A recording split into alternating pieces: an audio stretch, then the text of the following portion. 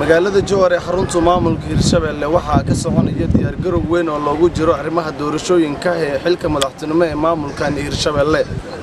Telefishinka caalamiga ee bulsho ayaa waxa uu ku galay ogaanshaha xaaladda doorashooyinka iyo musharaxiinta isu soo diyaariyay inay qayb ka noqdaan doorashooyinka maamulka Hirshabelle. magaalada Jowhar dhanka kale waxaa ka muuqanaya boorar ay soo surinayaan dad markaasi isu soo diyaarinaya inay madax ay ka noqdaan maamulka Hirshabelle. si aan u ogaano waxa ay ka aaminsan yihiin siyaasiyiinta magaalada Jowhar ayaa waxaan wareysi gaar ah la yeeshay abwaan daahir qarankaas oo aan wax ka weydiiyay aragtidiisa ku aadan doorashooyinka maamulka Hirshabelle iyo waxyaabaha uu haminayo maamulkani marka madaxweynaha la doorto.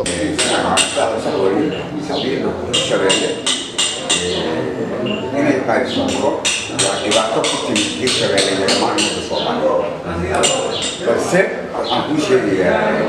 maamulka uu magacaabay madaxweynihii hore iyo maamulka Hirshabelle wax daleesho socod xirin kara maaha. maamulka Hirshabelle waa maamul labada gobol ee ku heshiisay, waa maamul dastuuri ah, waa maamul baarlamaan leh, waa maamul isagu uu ka soo noqday madaxweyne. hadday tahay cadkaanu ama kuqanay ama ku ciidayana waa camalkii Soomaaliya, laakiin waxaan ku sheegayaa dalku dowlad buu leeyahay, ciidan amni buu leeyahay, militari buu leeyahay. ciddii ammaanka wax u dhimaysa dowladda ayaa inay wax ka qabato ay qusaysaa. balse laakiin Hirshabelle caqabad ku imaan kartaahina insha allahu tacaala caqabad kasta oo ku yimaada iyo caqabad ku timaadaba waxay ka leedahay maamul iyo golo shacbi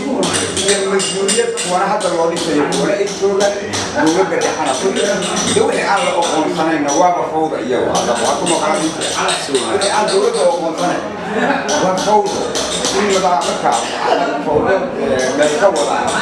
uu yidhaahdo ummaddii caqabad ku keenaysa ku caqlileeyihin way ku jirayaan ummaddaani way baaba dhibaato badan baa soo gaadhay. waa nin walba inuu ka fikiro meesha uga aadan sida uu wax uga qabanayo. waa in ay noqdaan ummadda kale ka karti badan, waayo dib ayay u dhacay meel u gaari lahaayeen. waa inay noqdaan dadka kale wax ka bixin og, waa inay noqdaan ummadda kale ka cilmi badan. waa in la helo dib u soo jeeda oo u dhaqaaqda howlaha arrinta labadan gobol iyo howlaha bulshada sidii loo horumarin lahaa labadan gobol. laakiin hadda haddaan yidhaahdo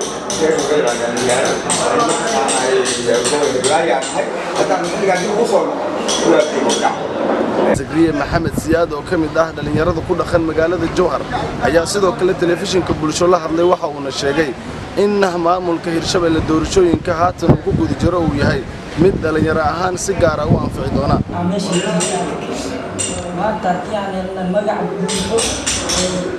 Hirshabelle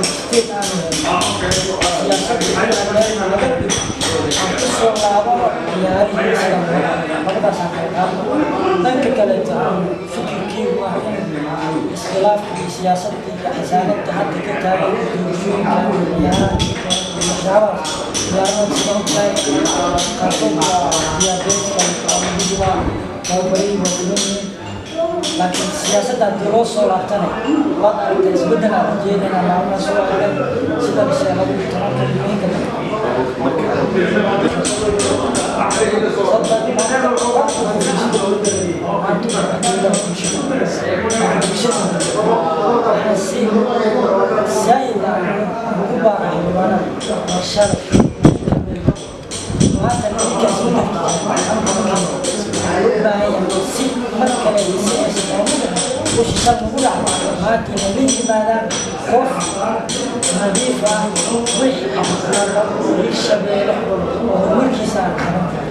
iyadoo magaalada Jowhar ee xarunta maamulka Hirshabelle ay ka soconayaan diyaar garow weyn oo loogu jiro doorashooyinka maamulka Hirshabelle ayaa xildhibaan Cabdiqaadir Faarax Shuutaale telefishinka caalamiga ee bulsho waxa uu uga warbixiyay doorashooyinka iyo golaha baarlamaanka waxa kaga aadan doorashooyinka madaxweynaha maamulka Hirshabelle xilli wareysi gaar ah la yeeshay. waxa uu yiri sidan arrintaas waa arrin waxba ka jiro xaqiiqada markaan kuu sheego sababtoo ah madaxweynaha jamhuuriyadda federaalka Soomaaliya waa madaxweynihii guud ee dalka Soomaaliya. Soomaaliya oo dhan uu madaxweynuhu yahay, laakiin maamul goboleedka Hirshabelle wuxuu ka madax banaan yahay dhammaan barnaamijkaas go-aankiisana ana asaa iskale go-aan baarlamaanteeri ma aha sida go-aan ay maxkamad soo saartay oo racfaan laga qaadan kara ma aha baarlamaanka go-aankaas asaa gaaray asigaana matalo shucuubta degan labada gobol saas aageed go-aankoodaas marka go-aanka hor imaan karo oo buri kara ma laha go-aankan wuxuu la ciqaab sharciga waafaqsan marka madaxweynaha jamhuuriyadda shaqada ku habboon waa inuu taageero geedi socodka isbedelka maamulka Hirshabeelle wax kale oo furan ma laha xildhibaanahan marka waa guleyn baarlamaanka waa goobta go'aamiseen leeyihiin doorashadii gobolkani waa ay ka bilaabaysaa sida ay ku dhawaaqeen guddiga doorashada madaxweynaha Hirshabeelle magaalada Jowhar ee xarunta maamulka Hirshabeelle waxaa maalmahaniba ka soconaya isu diyaarinta doorashooyinka madaxweynaha maamulka Hirshabeelle waxaana lagu wadaa in doorashooyinkaasi ay dhacaan bisha haatan ee ku guda jirno kana dhacaan magaalada Jowhar ee xarunta maamulka Hirshabeelle Cabdi Fataax Ahmed Maclow Cabdi Fataax Zaki Bulsho TV Jowhar